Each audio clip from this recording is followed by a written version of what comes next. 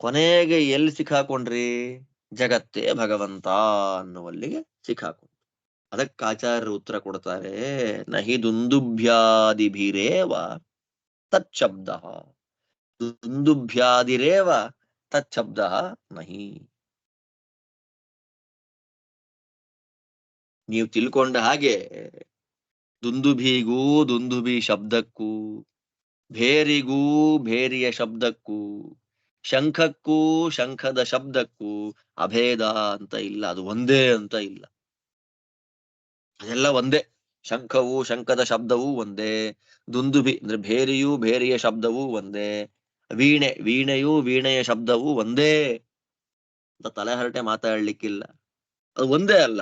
ಅಕಸ್ಮಾತ್ ಅದು ಒಂದೇ ಆಗಿದ್ರೆ ಬೇರೆ ಕಡೆ ಶಬ್ದ ಬರೋ ಹಾಗಿಲ್ಲ. ನಚ ತದುಪಾದಾನಂ, ಅದು ಉಪಾದಾನ ಅಂತ ಹೇಳ್ಬೋದಲ್ಲ. ಆದ್ದರಿಂದ ನೀವು ಅಭೇದ ಇಲ್ಲ ಅಂತಂದ್ವಿ.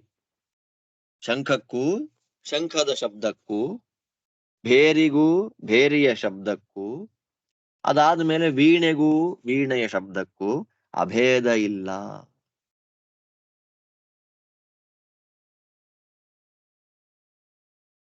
ಅದಕ್ಕೆ ಅವನು ಹೇಳ್ತಾನೆ, ಇಲ್ಲ ರೀ, ಭೇರಿಯ ಶಬ್ದ ಭೇರಿಯಿಂದಲೇ ಹುಟ್ಟಿದೆ, ಶಂಖದಿಂದ ಹುಟ್ಟಿಲ್ಲ. ಮತ್ ಅಭೇದ ಇಲ್ಲ ಭೇದ ಅಂತ ಹೇಗೆ ಹೇಳ್ತೀರಿ ನೀವು? ಅಭೇದ ಇಲ್ಲ. ವೀಣೆಯ ಶಬ್ದ ಹುಟ್ಟಿದ್ದು ವೀಣೆಯಿಂದ, ಜಾಟೆಯಿಂದ ಅಲ್ವಲ್ಲ. ಶಂಖದ ಶಬ್ದ ಹುಟ್ಟಿದ್ದು ಶಂಖದಿಂದ, ತಾಳದಿಂದ ಅಲ್ಲ. ಆದ್ದರಿಂದ ಆಯಾ ಶಬ್ದಗಳು ಆಯಾ ವಾದ್ಯಗಳಿಂದ ಹುಟ್ಟಿದೆ. ಆದ್ದರಿಂದ ಅದಕ್ಕೂ ಆ ಶಬ್ದಕ್ಕೂ ಅಭೇದ ಅಂತ ಏನಾದ್ರೂ ಹೇಳ್ತೀರಿ ಅಂದ್ರೆ ಅದಕ್ಕೆ ನಾವು ಹೇಳ್ತೀವಿ, ಆಯ್ತಪ್ಪ, ಭೇರಿ ಇದೆ. ಉದಾಹರಣೆ 3 ಉದಾಹರಣೆ ಕೊಟ್ಟಿದ್ದೇವೆ ನಾವಿಲ್ಲಿ. ಭೇರಿ, ಶಂಖ, ವೀಣೆ, 3 ಉದಾಹರಣೆ.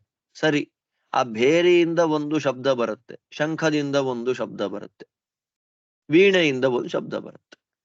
ಈ ಶಬ್ದಗಳಿಗೆ ಆ ಭೇರಿ, ಶಂಖ ಮತ್ತು ವೀಣೆ ಅದು ನಿಮಿತ್ತ ಕಾರಣವೋ ಅಥವಾ ಉಪಾದಾನ ಕಾರಣ?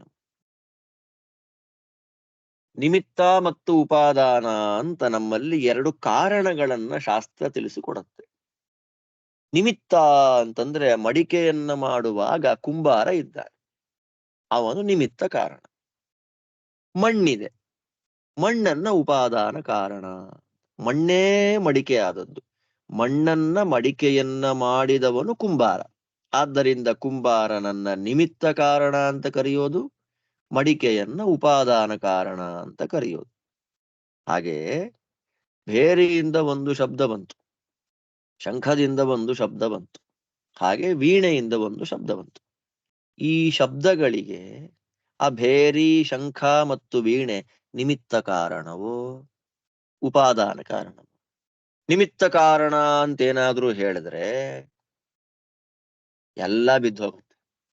ಪಾಪ, ಯಾವನೋ ಬಟ್ಟೆ ಮಾಡ್ತಾ ಇದ್ದಾನೆ, ಒಳ್ಳೆ ಪಟ್ಟು ಸೀರೆ ರೆಡಿ ಮಾಡ್ತಾ ಇದ್ದಾನೆ, ಅವನು ನಿಮಿತ್ತ ಕಾರಣ. ಒಂದು ವೇಳೆ ಸೀರೆಗೆ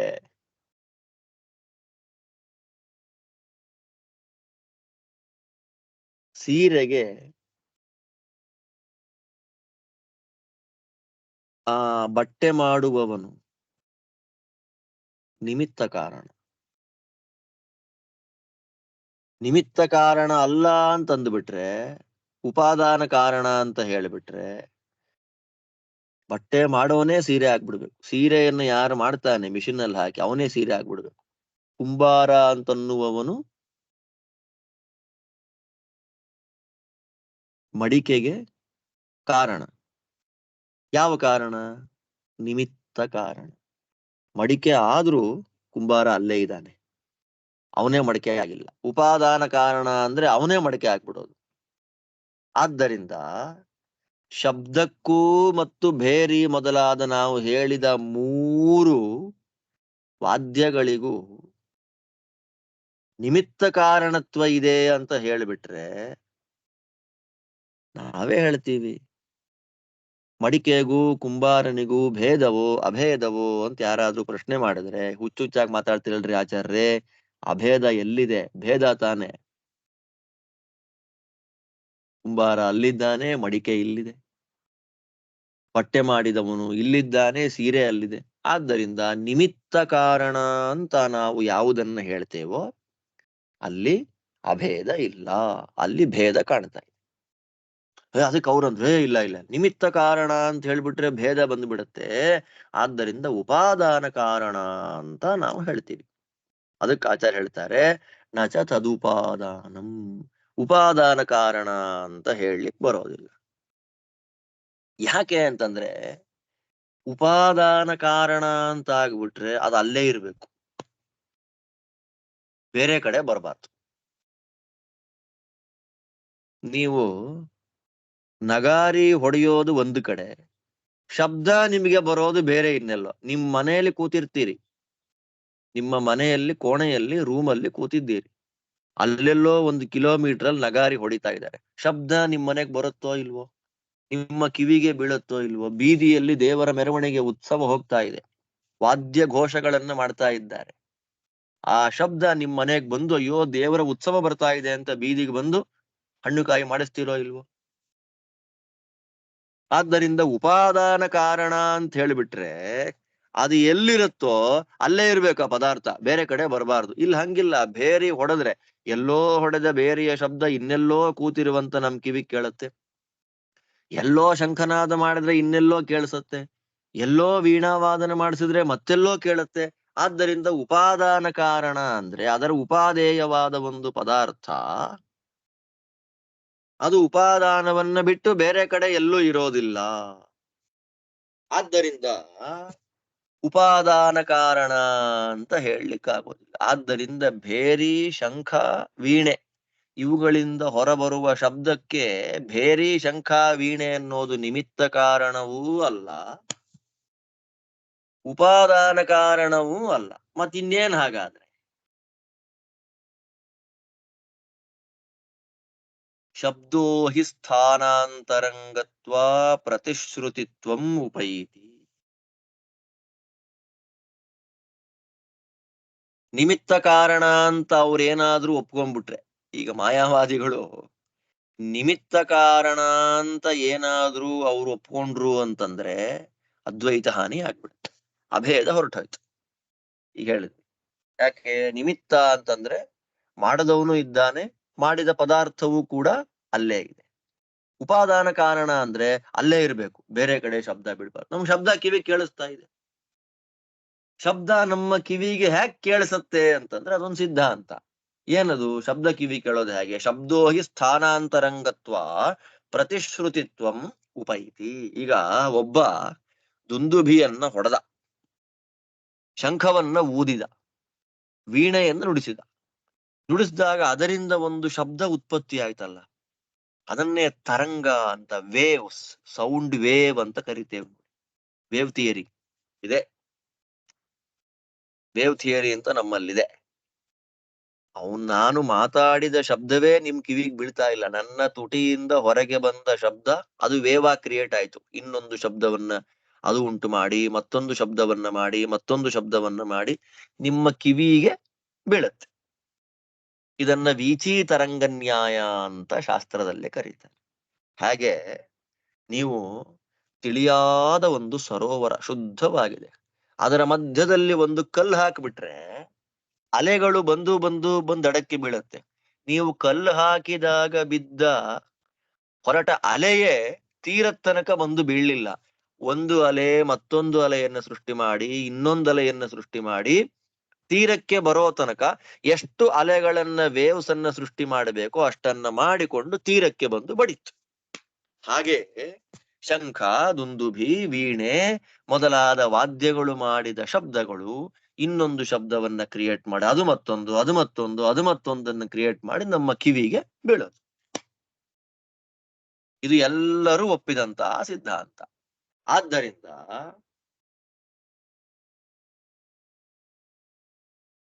ನೀವು ಉಪಾದಾನ ಕಾರಣ ಅಂತ ಹೇಳಲಿಕ್ಕೆ ಬರೋದಿಲ್ಲ. ಯಾಕೆ? ಒಂದು ಶಬ್ದ ಇನ್ನೊಂದು ಶಬ್ದವನ್ನ ಸೃಷ್ಟಿ ಮಾಡ್ಕೊಂಡ್ ನಮ್ ಕಿವಿ ತನಕ ಬಿದ್ದಿರೋದು. ಉಪಾದಾನ ಕಾರಣ ಅಂದ್ರೆ ಇದ್ದಲ್ಲೇ ಇರ್ಬೇಕು, ಬೇರೆ ಕಡೆ ಬರೋ ಹಾಗೆ.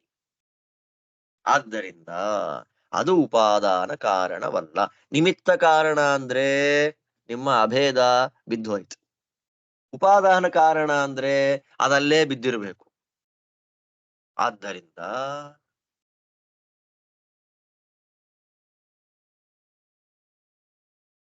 ಈ ದೃಷ್ಟಾಂತವನ್ನ ಕೊಟ್ಟಿದ್ದಾರೆ. ಭಗವದಿಚ್ಛಾಯಾ ದೃಷ್ಟಾಂತೋ ದುಂದುಭ್ಯಾಘಾತಾದಿ. ಭಗವಂತನ ಇಚ್ಛೆಗೆ ದೃಷ್ಟಾಂತವಾಗಿ ಬಂದಿರತಕ್ಕಂಥದ್ದು. ಭಗವಂತನ ಇಚ್ಛೆ ಜಗತ್ತನ್ನ ಸೃಷ್ಟಿ ಮಾಡತ್ತೆ ಅನ್ನುವುದನ್ನ ಉದಾಹರಣೆಯಾಗಿ ಕೊಟ್ಟದ್ದು ಈ ಭೇರಿ ತಾಡು. ಒಂದೇ ಸಾಕು, ಈ ಭೇರಿ ದೃಷ್ಟಾಂತವೇ ಸಾಕು, ದೇವರು ಜಗತ್ತಿಗೆ ಕಾರಣ ಅಂತ ಹೇಳಲಿಕ್ಕೆ ಇದು ಒಂದೇ ದೃಷ್ಟಾಂತ ಸಾಕು. ಹಾಗಿದ್ರೂ ಭಗವಂತನ ಇಚ್ಛೆ ಜಗತ್ತಿಗೆ ಕಾರಣ ಅನ್ನುವಂತಹ ವಿಷಯದಲ್ಲಿ ಭೇರಿತಾಡನ, ಶಂಖನಾದ, ವೀಣಾವಾದನ 3 ದೃಷ್ಟಾಂತವನ್ನ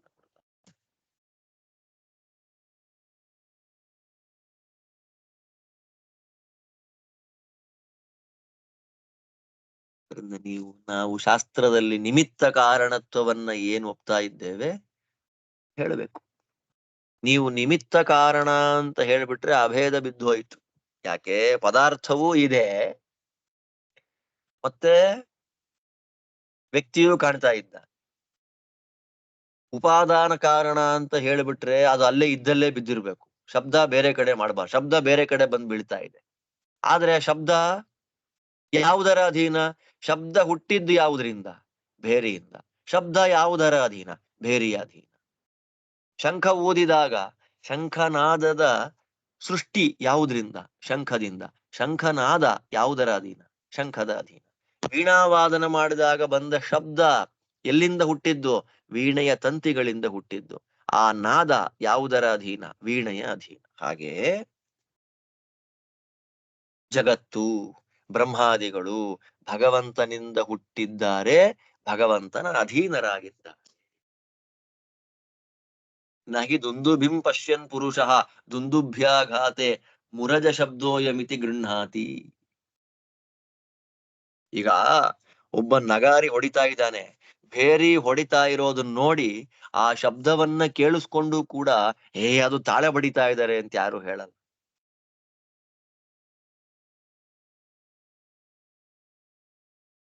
ಶಂಖನಾದವನ್ನ ತಿಳಿದಂತಹ ವ್ಯಕ್ತಿ ಶಂಖ ಊದಿದರೆ ಇಂಥ ಶಬ್ದ ಬರುತ್ತೆ, ವೀಣೆಯನ್ನ ನುಡಿಸಿದರೆ ಇಂಥ ಶಬ್ದ ಬರುತ್ತೆ ಅಂತ ತಿಳಿದುಕೊಂಡಂತಹ ವ್ಯಕ್ತಿ ಆಯಾ ಶಬ್ದಗಳನ್ನ ಕೇಳಿ ವೀಣೆಯನ್ನ ನಗಾರಿ ಅಂತನ್ನಲ್ಲ, ನಗಾರಿಯನ್ನ ತಾಳ ಅನ್ನಲ್ಲ, ಶಂಖವನ್ನ ವೀಣೆ ಅಂತನ್ನ. ಹಾಗೆ ಏವಂ ಭಗವಂತಂ ಜಾನನ್ ನಾನ್ಯಾಧೀನಂ ಜಗದಿತಿ ಗೃಹಾತಿ. ಈ ಪ್ರಕಾರವಾಗಿ ಭಗವಂತನ ಇಚ್ಛೆಯಿಂದಲೇ ಎಲ್ಲವೂ ಸೃಷ್ಟಿಯಾಗತ್ತೆ ಅಂತನ್ನೋದನ್ನ ತಿಳಿದವನು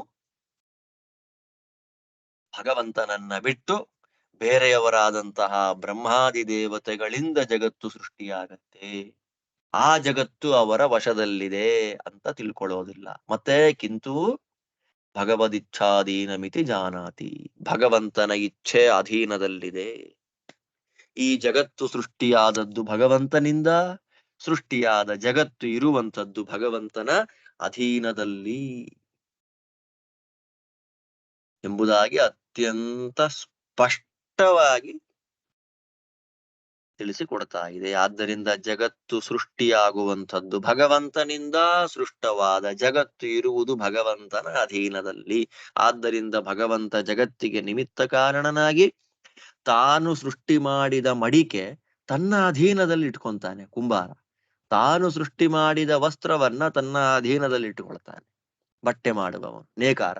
ಆದ್ದರಿಂದ ಉಪಾದಾನ ಕಾರಣ ಅಲ್ಲ ಭಗವಂತ, ಜಗತ್ತಿಗೆ ನಿಮಿತ್ತ ಕಾರಣನಾಗಿ ತನ್ನ ಇಚ್ಛೆಯಿಂದ ಜಗತ್ತನ್ನ ಸೃಷ್ಟಿ ಮಾಡಿ ತನ್ನ ಅಧೀನದಲ್ಲಿ ಇಟ್ಟುಕೊಂಡಿದ್ದಾನೆ. ಜಗತ್ತು, ಜಗತ್ತಿಗೆ ಅಭಿಮಾನಿಗಳಾದ ಬ್ರಹ್ಮಾದಿ ಎಲ್ಲ ದೇವತೆಗಳು ಭಗವಂತನ ಅಧೀನದಲ್ಲೇ ಇರತಕ್ಕಂತಹ ವ್ಯಕ್ತಿಗಳು ಅಂತನ್ನೋದನ್ನ ಅತ್ಯಂತ ಸ್ಪಷ್ಟವಾಗಿ ನಮಗೆ ಶಾಸ್ತ್ರ ತಿಳಿಸಿಕೊಡ್ತಾ ಇದೆ. ಆದ್ದರಿಂದ ಈ ಮೂರು ವಾದ್ಯಗಳ ಶಬ್ದಗಳ ಉದಾಹರಣೆಯನ್ನ ಕೊಟ್ಟು ನಿಮಿತ್ತ ಕಾರಣ ಅಂತ ನೀವು ಒಪ್ಪಿದರೆ ನೀವು ಹೇಳುವ ಅಭೇದ ಬಿದ್ದು ಹೋಗುತ್ತೆ. ಆದ್ದರಿಂದ ಜಗತ್ತಿಗೂ ಭಗವಂತನಿಗೂ ಅಭೇದ ಇಲ್ಲ. ಭಗವಂತ ಜಗತ್ತಿಗೆ ಉಪಾದಾನ ಕಾರಣ ಅಲ್ಲ. ಉಪಾದಾನ ಅಂದ್ರೆ ಅಭೇದ. ಭಗವಂತ ಉಪಾದಾನ ಕಾರಣನಲ್ಲ, ಭಗವಂತ ನಿಮಿತ್ತ ಕಾರಣ ಅಂತ ಹೇಳಿ ಈ ಮೂರು ದೃಷ್ಟಾಂತಗಳ ಮೂಲಕ ಈ ಭಗವಂತನ ಸೃಷ್ಟಿಕರ್ತೃತ್ವವನ್ನು ನಮಗೆ ಮನದಟ್ಟು ಮಾಡಿಕೊಡತಕ್ಕಂತಹ ಶಾಸ್ತ್ರ ಇಲ್ಲಿಂದ ಇನ್ನು ಮುಂದಕ್ಕೆ ಭಗವಂತನ ಇಚ್ಛೆಯಿಂದಲೇ ಎಲ್ಲ ಅಂತ ತಿಳಿಸಿಕೊಡ್ತು. ಎಲ್ಲವೂ ಬಂದಿದ್ದು ಭಗವಂತನಿಂದಲೇ ಅಂತನ್ನೋದನ್ನು ನಮಗೆ ಅತ್ಯಂತ ಸ್ಪಷ್ಟವಾಗಿ ತಿಳಿಸಿಕೊಟ್ಟು ಇಂಥ ಭಗವಂತನನ್ನು ನಾವು ತಿಳ್ಕೊಳ್ಳೋದು ಹೇಗೆ? ಎಷ್ಟು ಅದ್ಭುತವಾದ ವ್ಯಾಪಾರವನ್ನ ಮಾಡ್ತಾನೆ ಭಗವಂತ. ಇಂಥ ಅದ್ಭುತ ಬಹುಚಿತ್ರ ಜಗದ್ ಬಹುಧಾಕರಣಾತ್ ಪರಶಕ್ತಿರಣಂತ ಗುಣಃ ಪರಮಃ. ವಿಚಿತ್ರವಾದ ಇಂತಹ ಜಗತ್ತಿನ ಸೃಷ್ಟ್ಯಾದಿಗಳನ್ನ ಮಾಡತಕ್ಕಂಥವನು ನಮ್ಮ ಸ್ವಾಮಿ ನಾರಾಯಣ. ಇಂತಹ ಭಗವಂತನನ್ನ ಶ್ರವಣ ಮಾಡಬೇಕು ಇವನ ಮಹಿಮೆಗಳನ್ನ ಅಂತ ಹೇಳಿದ್ರೆ ಎಲ್ಲಿಂದ ಸ್ವಾಮಿ ನಾವಿ ದೇವರ ಮಹಿಮೆ ಶ್ರವಣ ಮಾಡೋದು? ಇಷ್ಟು ಅಪಾರವಾದ, ಒಂದು ನೋಡಿದರೆ ಒಂದಿದ್ದಾಗಿಲ್ಲ, ಅತ್ಯಂತ ಭೇದ ಭಿನ್ನವಾದಂತಹ ಜಗತ್ತನ್ನ, ಅನಂತ ಜೀವರಾಶಿಗಳನ್ನ ಸೃಷ್ಟಿ ಮಾಡಿ ಅವರಿಗೆಲ್ಲ ಬೇಕಾದ ಪದಾರ್ಥಗಳನ್ನ, ಜಡ ಪದಾರ್ಥಗಳನ್ನ, ಸಮಸ್ತ ಪ್ರಪಂಚವನ್ನ ಸೃಷ್ಟಿ ಮಾಡತಕ್ಕ ಭಗವಂತನನ್ನ ದರ್ಶನ ಮಾಡೋದು ಹೇಗೆ ನಾವು? ಸರಿ, ಆ ದರ್ಶನ ಮಾಡ್ಲಿಕ್ಕಾಗಿ ಅವನ ಮಹಿಮೆಗಳನ್ನ ಕೇಳಬೇಕು ಅಂದ್ರೆ ಎಲ್ಲಿದೆ? ಟೆಕ್ಸ್ಟ್ ಎಲ್ಲಿದೆ? ನಮಗೆ ಶಾಸ್ತ್ರಗಳು ಯಾವುದು? ಆ ಭಗವಂತನ ಮಹಿಮೆಯನ್ನ ಅನುಸಂಧಾನ ಮಾಡ್ಲಿಕ್ಕಿರತಕ್ಕಂತಹ ಶಾಸ್ತ್ರಗಳು ನಮ್ಮ ಹತ್ರ ಎಲ್ಲಿದೆ? ಆ ಶಾಸ್ತ್ರಗಳನ್ನ ಕೊಟ್ಟವ್ರು ಯಾರು ಅಂತಂದ್ರೆ ಅದಕ್ಕೆ ಯಾಜ್ಞವಲ್ಕ್ಯರು ಹೇಳ್ತಾರೆ, ಭಗವಂತನನ್ನ ತಿಳ್ಕೊಳ್ಬೇಕು ಅಂದ್ರೆ ಆತ್ಮಾವ ಅರೇ ದ್ರಷ್ಟವ್ಯ. ಮೊದಲಿಗೆ ಭಗವಂತನ ದರ್ಶನವನ್ನ ಮಾಡಬೇಕು, ಸಿದ್ಧಾಂತ. ದರ್ಶನವನ್ನ ಮಾಡಬೇಕು ಅಂದ್ರೆ ಶ್ರೋತವ್ಯ, ಕೇಳಬೇಕು. ಯಾವುದನ್ನ ಕೇಳೋದು? ಯಾವ್ಯಾವುದನ್ನೋ ಕೇಳೋದಲ್ಲ, ಭಗವಂತನ ಮಹಿಮೆಯನ್ನ ಯಥಾರ್ಥವಾಗಿ ತಿಳಿಸಿಕೊಡುವಂತಹ ಶಾಸ್ತ್ರಗಳ ಶ್ರವಣ ಮಾಡಬೇಕು. ಆ ಶಾಸ್ತ್ರಗಳು ಯಾವುದು? ಆ ಶಾಸ್ತ್ರಗಳನ್ನ ಕೊಟ್ಟಿದ್ಯಾರು ಅನ್ನುವಂತಹ ಪ್ರಶ್ನೆಗೆ ಯಾಜ್ಞವಲ್ಕ್ಯರು ಉತ್ತರ ಕೊಡ್ತಾರೆ. ಸ ಯಥಾರ್ದ್ರೇಂಧ ಅಗ್ನೇರಭ್ಯಾಹಿತಾತ್ ಪೃಥಕ್ ಧೂಮಾಹ ವಿನಿಶ್ಚರಂತಿ. ಕಟ್ಟಿಗೆ ಒಣಗಿಲ್ಲ, ಹಸಿಯಾಗಿದೆ ಕಟ್ಟಿಗೆ. ಹಸಿಯಾದ ಕಟ್ಟಿಗೆಯಲ್ಲಿ ಅದಕ್ಕೆ ನೀವು ಬೆಂಕಿ ಹಚ್ಚಿಬಿಟ್ರೆ ಅಲ್ಲಿ ಹೊಗೆನೂ ಬರುತ್ತೆ, ಹೊಗೆಯ ಜೊತೆಯಲ್ಲಿ ಬೆಂಕಿಯ ಕಿಡಿಗಳು ಬರ್ತಾ ಇರ್ತದೆ. ಕಟ್ಟಿಗೆ ಒಣಗಿಲ್ಲ, ಹಸಿಯಾದ ಕಟ್ಟಿಗೆ. ಹಸಿ ಕಟ್ಟಿಗೆಯಲ್ಲಿ ಬೆಂಕಿ ಕೊಟ್ಟಾಗ ಒಲೆಯಲ್ಲಿ ಹೊಗೆನೂ ಬೇಕಾದಷ್ಟು ಹೊಗೆಗಳು ಬರುತ್ತೆ. ಅದೇ ಪ್ರಕಾರವಾಗಿ ಬೆಂಕಿಯ ಕಿಡಿಗಳು ಬರುತ್ತೆ ಅಲ್ವಾ? ನಾವು ನೋಡಿದ್ದೇವೆ. ಒಣಗಿದ ಕಟ್ಟಿಗೆಯಲ್ಲಿ ಧರ ಧರ ಧರ ಉರಿದು ಬಿಡತ್ತೆ. ಆದ್ರೆ ಹಸಿಯಾದ ಯಾವ ಕಟ್ಟಿಗೆ ಒಣಗಿಲ್ಲ ಅದರಿಂದ ಹೊಗೆನೂ ಬರುತ್ತೆ, ಬೆಂಕಿ ಕಿಡಿಗಳು ಬರುತ್ತೆ ಅಲ್ವಾ? ಅದೇ ರೀತಿಯಲ್ಲಿ ಏವಂ ವಾ ಅರೇ ಹೇ ಮೈತ್ರೇಯಿ, ಇದೇ ಪ್ರಕಾರವಾಗಿಯೇ ಅಸ್ಯ ಮಹತೋ ಭೂತಸ್ಯ ನಿಶ್ವಸಿತಮೇತತ್. ಈ ಮಹತೋ ಭೂತ ಅದೇ ಪ್ರಕಾರವಾಗಿಯೇ ಮಹತೋಭೂತನಾದ. ಮಹತೋಭೂತ ಯಾವುದು ಅಂದಾಗ ಆಚಾರ್ಯರು ಭಾಷ್ಯದಲ್ಲಿ ಹಯಗ್ರೀವ ಅಂತ ಅರ್ಥ ಮಾಡ್ತಾರೆ. ತನ್ನ ಮಹಿಮೆಗಳನ್ನ ತಿಳಿದುಕೊಳ್ಳಲಿಕ್ಕೆ ಸಾಧಕ ಜನಗಳಿಗೆ ಅನುಕೂಲವಾಗಲಿ ಎನ್ನುವ ದೃಷ್ಟಿಯಲ್ಲೇ ಸರ್ವೋತ್ತಮನಾಗಿರತಕ್ಕ ಮಹತ್, ಸರ್ವೋತ್ತಮ ಭೂತ, ನಿರಂತರವಾಗಿ ಇರುವವನು, ಶಾಶ್ವತ, ಸರ್ವೋತ್ತಮ ಶಾಶ್ವತನಾಗಿರತಕ್ಕ ಹಯಗ್ರೀವ ರೂಪದ ಭಗವಂತನೇ ಎಲ್ಲ ಶಾಸ್ತ್ರಗಳನ್ನ ನಮಗೆ ಕೊಟ್ಟ. ಪ್ರಸಿದ್ಧವಾದ ವಾಕ್ಯಗಳಿದೆಲ್ಲ. ಅಸ್ಯ ಮಹತೋ ಭೂತಸ್ಯ ನಿಶ್ವಸಿತಮೇತತ್ ಯದ್ ಋಗ್ವೇದ ಯಜುರ್ವೇದ ಯಜುರ್ವೇದ ಸಾಮವೇದ ಸಾಮವೇದ ಅಥರ್ವಾಂಗಿರಸಃ ಅಥರ್ವಣ ವೇದ ಇತಿಹಾಸ. ಇತಿಹಾಸ ಅಂದ್ರೆ ಯಾವುದು? ಮೂಲ ರಾಮಾಯಣ, ಮಹಾಭಾರತ, ಪಂಚರಾತ್ರ ಇದನ್ನ ಇತಿಹಾಸ ಅಂತ ಕರೀತಾರೆ. ಪುರಾಣಂ, ಪುರಾಣಗಳು, ವಿದ್ಯಾಹ ಎಲ್ಲ ವಿದ್ಯೆಗಳು, 4 ಋಗ್ವೇದ, ಯಜುರ್ವೇದ, ಸಾಮವೇದ, ಅಥರ್ವವೇದ ಅನ್ನುವಂತಹ 4 ಶಾಖೆಗಳ ವೇದಗಳು, ಮಹಾಭಾರತ, ಮೂಲ ರಾಮಾಯಣ, ಪಂಚರಾತ್ರ ಮೊದಲಾಗಿರತಕ್ಕ ಇತಿಹಾಸಗಳು, ಪುರಾಣಗಳು, ಮತ್ತೆ ವಿದ್ಯಾ, ವಿದ್ಯಾ ಅನ್ನುವ ಶಬ್ದಕ್ಕೆ ಮೂಲವೇದ ಅಂತ. ಆ ಮೂಲವೇದವನ್ನೇ ವೇದವ್ಯಾಸ ದೇವರು ನಮ್ಮ ಬುದ್ಧಿಗೆ ಸಿಗ್ಲಿ ಎನ್ನುವಂತಹ ದೃಷ್ಟಿಯಲ್ಲಿ ಮೂಲವಾದ ವೇದದಲ್ಲೇ ಋಗ್ವೇದ, ಯಜುರ್ವೇದ, ಸಾಮ, ಅಥರ್ವ ಅಂತ ಇತ್ತಲ್ಲ, ಅದರಿಂದ ಕೆಲವು ಶಾಖೆಗಳನ್ನ ತೆಗೆದು ನಮ್ಮ ಮುಂದೆ ಕೊಟ್ಟರು. ಮೂಲವೇದಗಳು, ಉಪನಿಷತ್ತುಗಳು, ನೋಡಿ, ಶ್ಲೋಕಗಳು, ಪಂಚರಾತ್ರ ಸಂಹಿತೆಗಳು, ಸೂತ್ರಾಣಿ, ಬ್ರಹ್ಮಸೂತ್ರಗಳು, ಅನುವ್ಯಾಖ್ಯಾನ, ವೇದದ ವ್ಯಾಖ್ಯಾನಗಳು, ಇದೆಲ್ಲವನ್ನ ಅಸ್ಯೈವೈತಾನಿ ನಿಶ್ವಸಿತಾನಿ, ಇದೆಲ್ಲವೂ ಕೂಡ ಸೃಷ್ಟಿಯ ಆರಂಭದಲ್ಲಿ ಹಯಗ್ರೀವ ರೂಪದ ಭಗವಂತನಿಂದ ಹೊರಗೆ ಬಂದಿದೆ. ನಸ್ತೋ ಮುಖಾದಪಿ ನಿರಂತರ ಮುದ್ಗಿರಂತಂ. ಹಯಗ್ರೀವ ದೇವರ ವೈಭವ ಏನು ಅಂತ ಹೇಳ್ತಾರೆ. ಬ್ರಹ್ಮದೇವರು ಯಜ್ಞ ಮಾಡಿದಾಗ ಆ ಬ್ರಹ್ಮದೇವರ ಯಜ್ಞದಲ್ಲಿ ಭಗವಂತ ಪ್ರಾದುರ್ಭೂತನಾದ. ತತ್ರೇ ಮಮಾಸ ಭಗವಾನ್ ಹಯಶೀರ್ಷ ಏಷಃ ಸಾಕ್ಷಾತ್ ಸ ಯಜ್ಞ ಪುರುಷಸ್ತಪನೀಯ ವರ್ಣಃ ಛಂದೋಮಯೋ ಮಖಮಯೋಖಿಲ ದೇವತಾತ್ಮ ವಾಚೋ ಬಭೂವುರುಷತೀಃ ಶ್ವಸತೋಸ್ಯ ನಸ್ತಃ. ಚತುರ್ಮುಖ ಬ್ರಹ್ಮದೇವರು ಯಜ್ಞ ಮಾಡಿದಾಗ ಆ ಯಜ್ಞ ವೇದಿಕೆಯಲ್ಲಿ ಪ್ರಾದುರ್ಭೂತನಾದ ಬಿಳಿ ಬಣ್ಣದ ಕುದುರೆ ಹಯಗ್ರೀವ, ಅವನ ಉಸಿರಾಟದಿಂದ ಅವನ ಬಾಯಲ್ಲಿ ನಿರಂತರವಾಗಿ ಸಕಲ ಶಾಸ್ತ್ರಗಳು ಬರ್ತಾ ಇತ್ತು. ಅವನ ಉಸಿರಾಟವೇ ಸಕಲ ವೇದಗಳು. ಅದನ್ನ ಶ್ರೀಮದಾಚಾರ್ಯರು ಹೇಳ್ತಾ ಇದ್ದಾರೆ. ವಂದೇ ತುರಂಗವದನಂ ಶಶಿಬಿಂಬ ಸಂಸ್ಥಂ ಚಂದ್ರಾವದಾತಮೃತಾತ್ಮಕರೈಃ ಸಮಂತಾದಂಡಾಂತರಂ ಬಹಿರಪಿ ಪ್ರತಿಭಾಸಯಂತಂ ಶಂಖಾಕ್ಷ ಪುಸ್ತಕ ಸುಬೋಧಯುತಾಬ್ಜಬಾಹುಂ ನಸ್ತೋ ಮುಖಾದಪಿ ನಿರಂತರಮುದ್ಗಿರಂತಂ ವಿದ್ಯಾಶೇಷತಃ. ಕೆಳಗೆ ಬಗ್ಗಿಸಿದ ಮುಖದಿಂದ ಎಲ್ಲ ಶಾಸ್ತ್ರಗಳನ್ನ ಉಸಿರಾಡ್ತಾ ಇರತಕ್ಕಂಥವನು ಹಯಗ್ರೀವ. ಅಸ್ಯ ಮಹತೋ ಭೂತಸ್ಯ ನಿಶ್ವಸಿತಮೇತತ್. ಇದೆ ಉಪನಿಷತ್ ಹೇಳಿದ್ದು.